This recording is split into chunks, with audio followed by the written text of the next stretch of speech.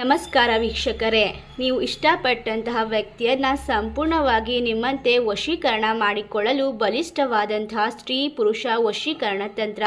ಈ ಒಂದು ತಂತ್ರವನ್ನು ಕೊಳ್ಳೇಗಾಲದಿಂದ ನಾಗಾ ಸಾಧುಗಳು ಸಿದ್ಧಪಡಿಸಿರುವಂತಹ ವಿಶೇಷವಾದ ವಶೀಕರಣ ತಂತ್ರ.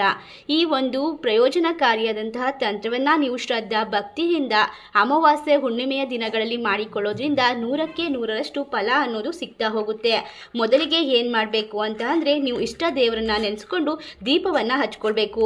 ಈ ಒಂದು ತಂತ್ರವನ್ನ ರಾತ್ರಿ 12 ಗಂಟೆಯಲ್ಲೇ ಮಾಡಿಕೊಂಡ್ರೆ ನಿಮಗೆ ಪೂರ್ಣ ಫಲ ಅನ್ನೋದು ಸಿಗ್ತಾ ಹೋಗುತ್ತೆ. ಹೌದು, ಈ ಒಂದು ವಿಶೇಷವಾದ ತಂತ್ರವನ್ನ ಸ್ತ್ರೀ ಪುರುಷ ಗಂಡ ಅಥವಾ ಹೆಂಡತಿ, ನಿಮ್ಮ ಗರ್ಲ್ ಫ್ರೆಂಡ್ ಅಥವಾ ಬಾಯ್ ಫ್ರೆಂಡ್ ಯಾರ ಮೇಲೆ ಬೇಕಾದರೂ ಪ್ರಯೋಗವನ್ನ ಮಾಡಬಹುದು. 12 ಗಂಟೆ ನಂತರ ಹುಣ್ಣಿಮೆಯ ದಿನ ನೆನ್ಪಿಟ್ಕೊಳ್ಳಿ, ಈ ಒಂದು ತಂತ್ರವನ್ನು ಮಾಡಬೇಕು. 3 ನಿಂಬೆ ಹಣ್ಣನ್ನು ತೆಗೆದುಕೊಳ್ಬೇಕು, ಹೂಗಳನ್ನು ತೆಗೆದುಕೊಳ್ಳಬೇಕು. ನಿಮಗೆ ಯಾವ ರೀತಿ ಕೆಲಸ ಆಗಬೇಕು, ಏನು ಅಂದ್ಕೊಂಡಿದ್ದೀರಾ, ಯಾವ ವ್ಯಕ್ತಿ ವಶೀಕರಣ ಆಗಬೇಕು ಎಲ್ಲವನ್ನ ಕೂಡ ಮನಸ್ಸಿನಲ್ಲಿ ನೆನಪಿಸಿಕೊಂಡು ಸಂಕಲ್ಪವನ್ನು ಮಾಡಿಕೊಂಡು ಒಂದು ಮಣ್ಣಿನ ಮಡಿಕೆ ಅಥವಾ ಒಂದು ಮಣ್ಣಿನ ತಟ್ಟೆಯನ್ನು ತೆಗೆದುಕೊಳ್ಬೇಕು.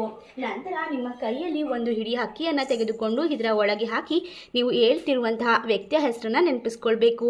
ಯಾವ ವ್ಯಕ್ತಿ ನಿಮ್ಮಂತೆ ಆಗಬೇಕು ಅವರ ಹೆಸರನ್ನು ಹೇಳ್ಕೊಂಡು ಈ ಒಂದು ಕುಂಕುಮಕ್ಕೆ ಅರಿಶಿನ ಕುಂಕುಮವನ್ನು ಹಾಕುತ್ತಾ ಓಂ ಹ್ರೀಂ ಕ್ರೀಂ ಕ್ರಿಯಾ ಪಟ್ ಸ್ವಾಹ ಈ ಒಂದು ಮಂತ್ರವನ್ನು 108 ಬಾರಿ ಜಪಿಸುತ್ತಾ ನೀವು ಇಷ್ಟಪಟ್ಟಂತಹ ವ್ಯಕ್ತಿ ಯಾರೇ ಆಗಿದ್ರೂ ಪರವಾಗಿಲ್ಲ ಅವರ ಹೆಸರನ್ನ ಬರೆದುಕೊಳ್ಳಿ.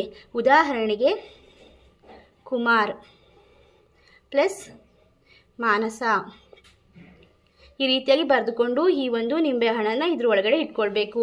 ಇನ್ನು ಈ 2 ನಿಂಬೆಹಣ್ಣಲ್ಲಿ ನೀವು ಏನು ಮಾಡಬೇಕಪ್ಪ ಅಂದರೆ, ನೀವು ಯಾವ ವ್ಯಕ್ತಿಯನ್ನು ಇಷ್ಟಪಡ್ತಿದ್ರ ಆ ವ್ಯಕ್ತಿಯ ಒಂದು ಗೊಂಬೆಯ ಚಿತ್ರವನ್ನು ಬರೆಸ್ಕೊಳ್ಬೇಕು.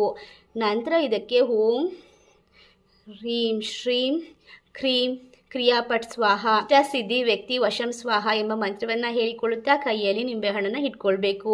ಈ ಇನ್ನೊಂದು ನಿಂಬೆಹಣ್ಣನ್ನು ತೆಗೆದುಕೊಂಡು ಹೋಗಿ ನೀವು ಇದಕ್ಕೆ ಅರಿಶಿನ ಮತ್ತು ಕುಂಕುಮವನ್ನು ಹಾಕಿ ಆ ವ್ಯಕ್ತಿ ಇರುವಂತಹ ಮನೆಯ ದಿಕ್ಕು ಅಂದರೆ ಯಾವ ದಿಕ್ಕಿನಲ್ಲಿರ್ತಾರೆ, ಉತ್ತರ ದಿಕ್ಕು ಪೂರ್ವ ದಿಕ್ಕು ಯಾವುದೇ ಒಂದು ದಿಕ್ಕಲ್ಲಾಗಿರಬಹುದು, ನೀವು ಈ ಒಂದು ಮಂತ್ರವನ್ನು ಹೇಳಿಕೊಳ್ಳುತ್ತಾ ಈ 3 ನಿಂಬೆಹಣ್ಣನ್ನು ಈ ರೀತಿಯಾಗಿ ಇದರ ಜೊತೆಯಲ್ಲಿಟ್ಟು ಇದಕ್ಕೆ ಹೂವನ್ನು ಹಾಕ್ಕೊಳ್ಬೇಕು. ಇದನ್ನು ರಾತ್ರಿ 12 ಗಂಟೆ ಸಮಯದಲ್ಲೇ ಮಾಡಿಕೊಳ್ಬೇಕು.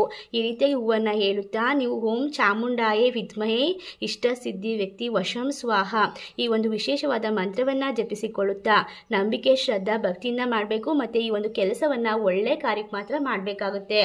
ನಂತರ ಇದರ ಮೇಲೆ ಒಂದು 5 ಕರ್ಪೂರಗಳನ್ನು ಬೆಳಗಿಸಬೇಕಾಗುತ್ತೆ.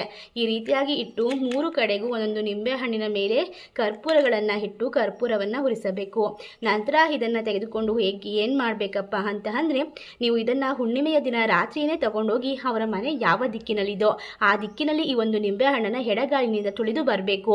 ಇನ್ನೊಂದು ನಿಂಬೆಹಣ್ಣನ್ನು ನೀವು ಮಲಗುವಂತಹ ಸ್ಥಳದಲ್ಲಿ ಇಟ್ಕೊಳ್ಬೇಕು. ಇನ್ನೊಂದು ನಿಂಬೆಹಣ್ಣನ್ನು ನೀವು ಏನು ಮಾಡಬೇಕಂತ ಅಂದರೆ, ಈ ಒಂದು ನಿಂಬೆಹಣ್ಣನ್ನು ಅವರು ಯಾವುದೇ ರೀತಿಯಾದ ಊಟದಲ್ಲಿ ಸೇವನೆ ಮಾಡೋ ಥರ ಮಾಡ್ಕೋಬೇಕು.